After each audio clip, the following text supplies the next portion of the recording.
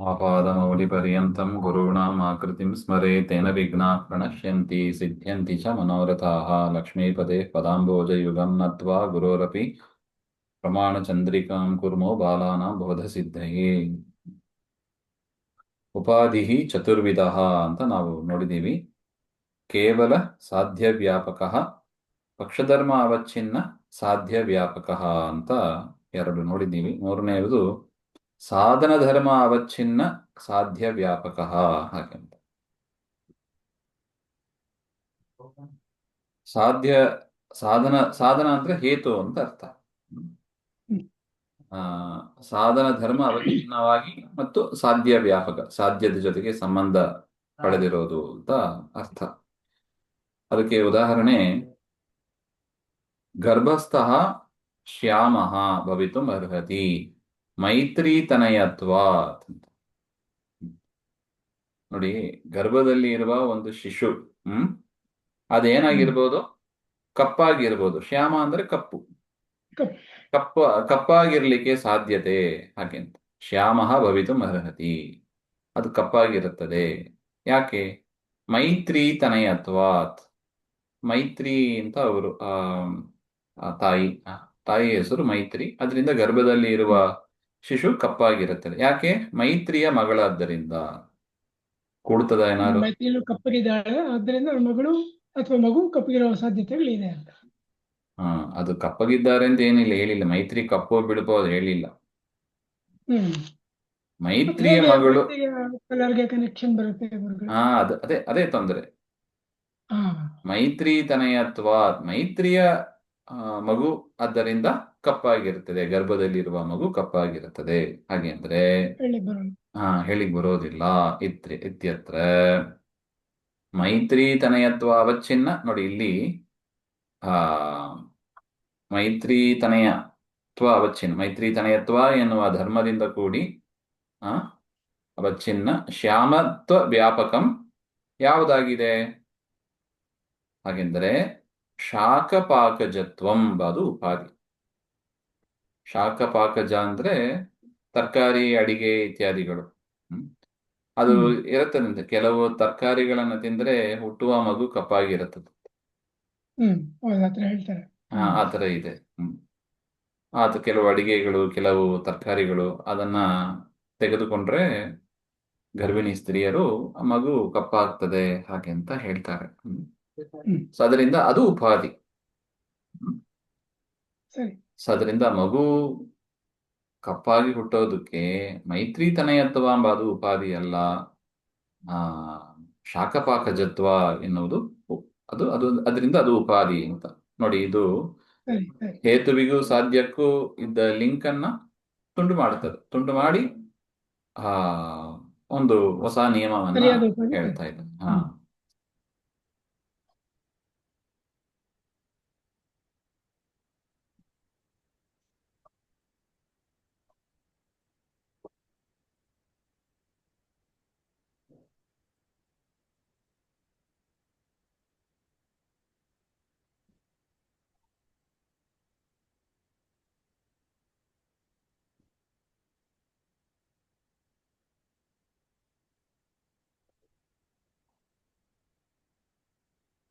ಅಲ್ಲೂ ನೋಡಿ,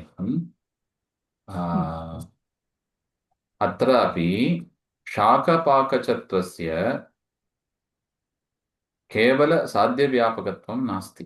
ಸಾಧ್ಯ ಯಾವುದು ಇಲ್ಲಿ ಅನುಮಾನದಲ್ಲಿ? ಶ್ಯಾಮ, ಕಪ್ಪಾಗಿರೋದು ಅಂತ. ಅದೇ ಸಾಧ್ಯ ಇಲ್ಲಿ ಈ ಅನುಮಾನದಲ್ಲಿ. ಬರೀ ತರಕಾರಿ, ಪದಾರ್ಥಗಳು, ತಿನ್ನುವ ಪದಾರ್ಥಗಳು ಅಷ್ಟೇ ಕಾರಣ ಅಂತ ಕಪ್ಪಾಗಿರ್ಲಿಕ್ಕೆ ಅದೇ ಕಾರಣ ಅಂತ ಹೇಳಿಕ್ ಬರುತ್ತದಾ? ಕೇವಲ ಸಾಧ್ಯ ವ್ಯಾಪಕತ್ವ ನಾಸ್ತಿ. ಘಟಾದೌ ಶ್ಯಾಮತ್ವ ಸದ್ಭಾವೇಪಿ ಶಾಖಪಾಕಜತ್ವ ಅಭಾವಾತ್. ಒಂದು ಘಟ ಇದೆ, ಘಟ ಕಪ್ಪಾಗಿದೆ. ಅದೇನೋ ತರಕಾರಿ ತಿಂದದ್ರಿಂದ, ಅದು ಆ ಪದಾರ್ಥ ತಿಂದದ್ರಿಂದ ಅದು ಕಪ್ಪಾಗಿದೆ ಅಂತ ಹೇಳಿಕ್ ಆಗ್ತದಾ? ಇಲ್ಲ. ಅದರಿಂದ ಮೈತ್ರೀತನಯತ್ವ ಅವಚ್ಛಿನ್ನ ಇತ್ಯುಕ್ತಂ. ಮೈತ್ರಿಯ ಮಗುವಾಗಿದ್ದು ಶಾಖಪಾಕಜತ್ವ ಇದ್ರೆ ಆಗ ಅದು ಉಪಾಧಿ ಅಂತ ಆಗ್ತದೆ. ಸಾರಿ, ಮೈತ್ರಿ ತನಯತ್ವ ಅವಚ್ಛಿನ್ನ ಶ್ಯಾಮತ್ವ ವ್ಯಾಪಕ, ಕಪ್ಪಾಗಿರೋದು. ಮೈತ್ರಿ ಮಗುವಾಗಿ ಇದ್ದು ಕಪ್ಪಾಗಿರೋದು, ಅದಕ್ಕೆ ಯಾವುದು ಕಾರಣ? ಕೆಲವು ಶಾಖಪಾಕಜತ್ವ. ಹಾಗೆಂತ. ಪ್ರಕಾರದಿಂದ ಸೊ ಅದರಿಂದ ದಲಕೃತಿಯ ನೋಡಿ, ಬರೀ ಆ ಶ್ಯಾಮತ್ವ ವ್ಯಾಪಕಂ ಅಂತ ಹೇಳಿದರೆ ಅದು ಘಟಾದಿಗಳಲ್ಲೂ ಇರುತ್ತದೆ. ಅದರಿಂದ ಮೈತ್ರಿ ತನಯತ್ವ ಅವಚ್ಛಿನ್ನ ಅಂತ, ಮೈತ್ರಿ ಮಗುವಾಗಿ ಇದ್ದು ಶ್ಯಾಮತ್ವ, ಅದಕ್ಕೆ ಯಾವುದು ಕಾರಣ ಹಾಗೆ ಅಂತ ನೋಡಿದರೆ ಅದಕ್ಕೆ ಶಾಖಪಾಕಜತ್ವವೇ ಕಾರಣ, ಅದನ್ನ ಉಪಾಧಿ ಅಂತ ಹೇಳಬೇಕು. ಹಾಗೆ ಸ್ಪಷ್ಟ ಆಯ್ತಾ? ಸರಿ ಹ್ಮ್. ಆಯ್ತು. ಸೊ ಅದರಿಂದ ಇಲ್ಲಿ ಉಪಾಧಿ ಯಾವುದರ ಜೊತೆಗೆ ಸಂಬಂಧ ಪಡೆದಿದೆ? ಸಾಧನದ ಜೊತೆಗೆ ಸಂಬಂಧ ಪಡೆದಿದ್ದಾನೆ. ಮೈತ್ರಿ ತನಯತ್ವ ಎಂಬುದು ಹೇತುವಲ್ಲಿ ಅದರ ಜೊತೆಗೆ ಸಂಬಂಧವನ್ನು ಪಡೆದಿದೆ. ಅದರಿಂದ ಇದು ಮೂರನೇ ಕ್ಯಾಟಗರಿ. ಏನ್ ಹೇಳಿದ್ರು? ಸಾಧನ ಧರ್ಮ ಅವಚ್ಛಿನ್ನ ಸಾಧ್ಯ ವ್ಯಾಪಕ. ಹಾಗೆ ಇನ್ನು ನಾಲ್ಕನೇದು, ಚತುರ್ಥೋ ಯಥಾ ಪರಮಾಣು ಸ್ವರೂಪಂ ಪ್ರತ್ಯಕ್ಷಂ ಪ್ರಮೇಯತ್ವ ಘಟವತ್. ಹಾಗೆ ನೋಡಿ, ಯಾವುದು ಪರಮಾಣು ಸ್ವರೂಪವಾಗಿದೆ ಅದೇ ಪಕ್ಷ. ಪರಮಾಣು ಸ್ವರೂಪವಾಗಿರೋದು ಪ್ರತ್ಯಕ್ಷ, ಅದು ಪ್ರತ್ಯಕ್ಷ ಗೋಚರವಾಗಿದೆ. ಯಾಕೆ? ಪ್ರಮೇಯತ್ವ, ಅದು ಕೂಡ ಒಂದು ವಿಷಯ ಆಗಿರೋದ್ರಿಂದ. ಪ್ರಮೇಯ ಅಂದ್ರೆ ಏನು? ಮೇಯ ಅಂದ್ರೆ ವಿಷಯ, ಮಾತುಂ ಯೋಗ್ಯ ಮೇಯ ಅಂತ, ತಿಳಿಯಲು ಯೋಗ್ಯವಾದದ್ದು. ಹಾಗೆ ಅಂತ ಸಬ್ಜೆಕ್ಟ್. ಪ್ರಮ ಅಂದ್ರೆ ಚೆನ್ನಾಗಿ ತಿಳಿಯಲು ಯೋಗ್ಯವಾದದ್ದು. ಹಾಗೆ ಅಂತ ಅಂದ್ರೆ ಎನಿ ಸಬ್ಜೆಕ್ಟ್, ಅದು ಕೂಡ ಒಂದು ಸಬ್ಜೆಕ್ಟ್ ಆಗಿರೋದ್ರಿಂದ, ಪರಮಾಣು ಸ್ವರೂಪವು ಕೂಡ ಪ್ರಮೇಯ ಆಗಿರೋದ್ರಿಂದ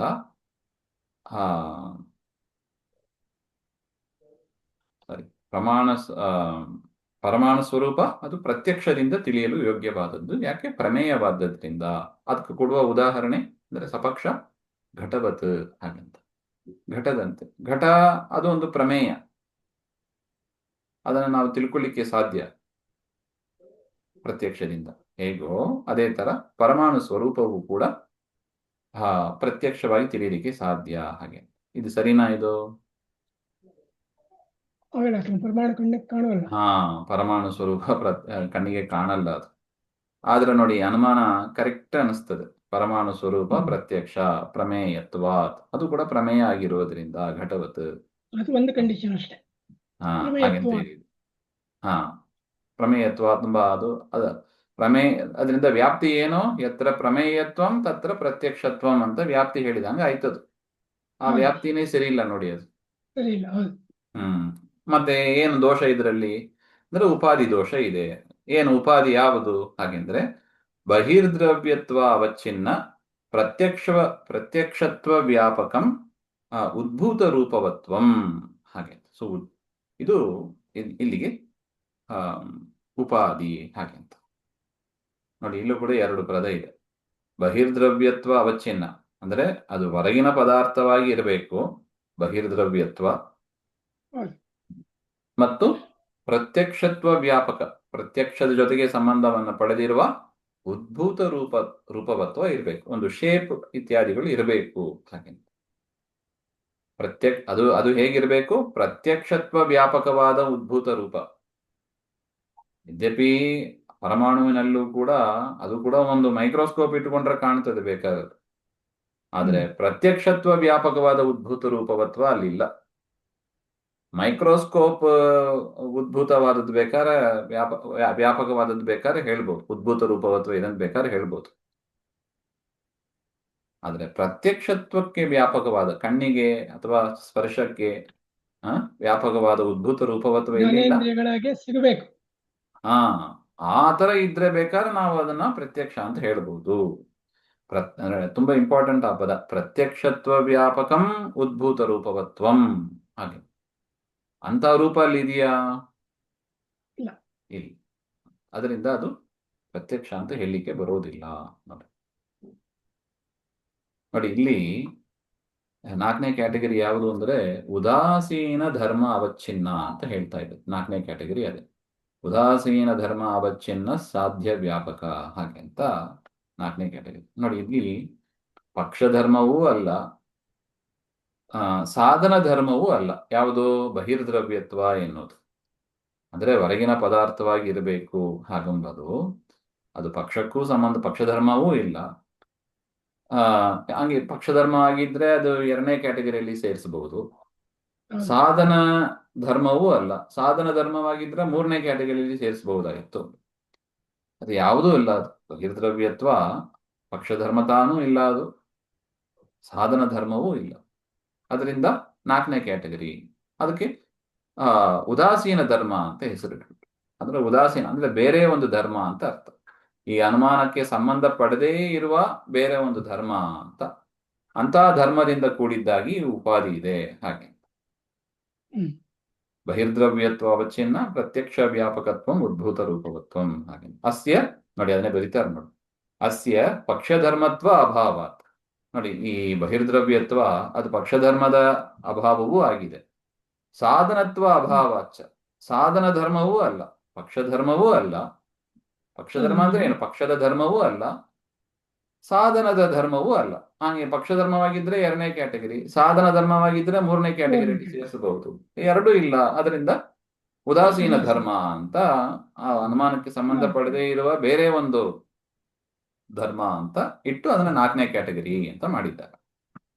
ಅತ್ರ ಸ್ಪಷ್ಟ ಆಯ್ತಾ ಅದು? ಅತ್ರ ಯತ್ರ ಪ್ರತ್ಯಕ್ಷತ್ವಂ ತತ್ರ ಉದ್ಭೂತ ರೂಪವತ್ವಂ ಸಾಧ್ಯ ವ್ಯಾಪಕತ ನಾಸ್ತಿ. ನೋಡಿ, ಯಾವುದು ಪ್ರತ್ಯಕ್ಷವಾಗಿದೆಯೋ ಅದು ಉದ್ಭೂತ ರೂಪ ಉಳ್ಳದ್ದಾಗಿದೆ, ಹಾಗೆ ಅಂತ ವ್ಯಾಪ್ತಿ ಇಲ್ಲ. ನೋಡಿ, ಸಾಧ್ಯ ಯಾವುದು? ಪ್ರತ್ಯಕ್ಷ.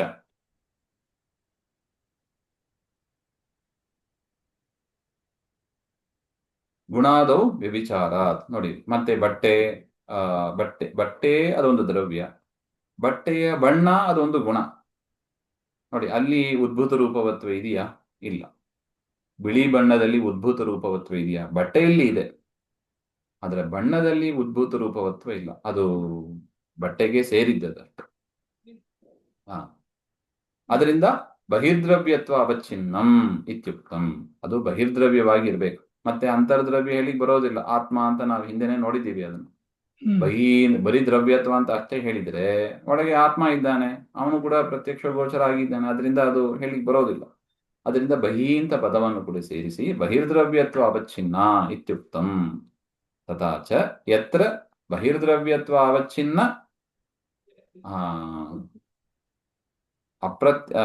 ಅವಚ್ಛಿನ್ನ ಪ್ರತ್ಯಕ್ಷತ್ವಂ ತತ್ರ ಉದ್ಭೂತ ರೂಪಂ ಸಾಧನ ವ್ಯಾಪಕತೆಯ ನಾಸ್ತಿ ಪಕ್ಷೆ ವ್ಯಭಿಚಾರಾತ್.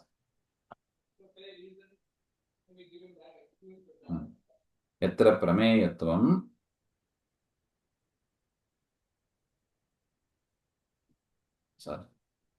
ಗುಣಾದೌ ವ್ಯಭಿಚಾರಾತ್ ಅತಃ ಬಹಿರ್ದ್ರವ್ಯತ್ವ ಅವಚ್ಛಿನ್ನ ಇತ್ಯುಕ್ತಂ. ತಥಾ ಚ ಯತ್ರ ಬಹಿರ್ದ್ರವ್ಯತ್ವ ಅವಚ್ಛಿನ್ನ ಪ್ರತ್ಯಕ್ಷತ್ವಂ ತತ್ರ ಉದ್ಭೂತ ರೂಪವತ್ವಂ ಇತಿ ಸಾಧ್ಯ ವ್ಯಾಪಕತೆಯ ಜ್ಞೇಯ. ಹಾಗೆ ಸ್ವಲ್ಪ ಟೈಪಿಂಗ್ ಮಿಸ್ಟೇಕ್ ಇದೆ ಇಲ್ಲಿ. ಈ ರೀತಿಯಾಗಿ ತಿಳ್ಕೋಬೇಕು.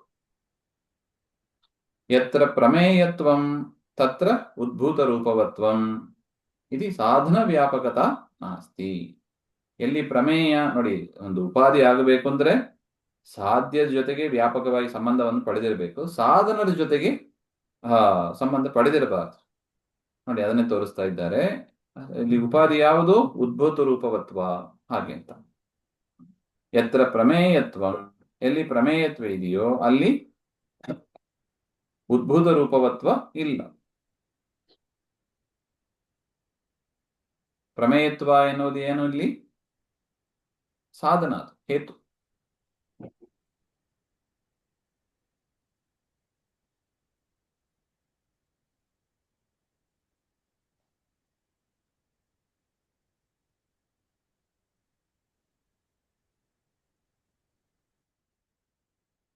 ಸಾಧನ ವ್ಯಾಪಕತ ನಾಸ್ತಿ. ಮತ್ತು ಪರಮಾಣುವಿನಲ್ಲಿ ಅಂದ್ರೆ ಪಕ್ಷ ಯಾವುದು? ಪರಮಾಣು ಸ್ವರೂಪ ಅಂತ ಹೇಳಿದ್ದಾರೆ ನೋಡಿ. ಅಲ್ಲಿ ಪ್ರಮೇಯತ್ವ ಇದೆ, ಆದರೆ ಉದ್ಭೂತ ರೂಪವತ್ವ ಇಲ್ಲ ಅಂತ ಆಯ್ತು. ಅಲ್ಲಿ ಪ್ರಮೇಯತ್ವ ಇದೆ.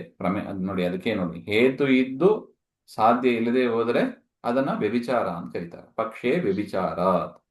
ಹೇತು ಇದೆ, ಪ್ರಮೇಯತ್ವ ಇದೆ, ಆದ್ರೆ ಏನಿಲ್ಲ, ಸಾಧನ ಇಲ್ಲ. ಪ್ರತ್ಯಕ್ಷ ಇಲ್ಲ. ಹಾಗೆ ಹೇತು ಇದ್ದು ಸಾಧ್ಯ ಇಲ್ಲದೆ ಹೋದರೆ ವ್ಯಭಿಚಾರ ಅಂತ ಕರೀತಾರೆ. ಈ ರೀತಿಯಾಗಿ 4 ವಿಭಾಗವನ್ನ ಮಾಡಿದ್ದಾರೆ ಇಲ್ಲಿ.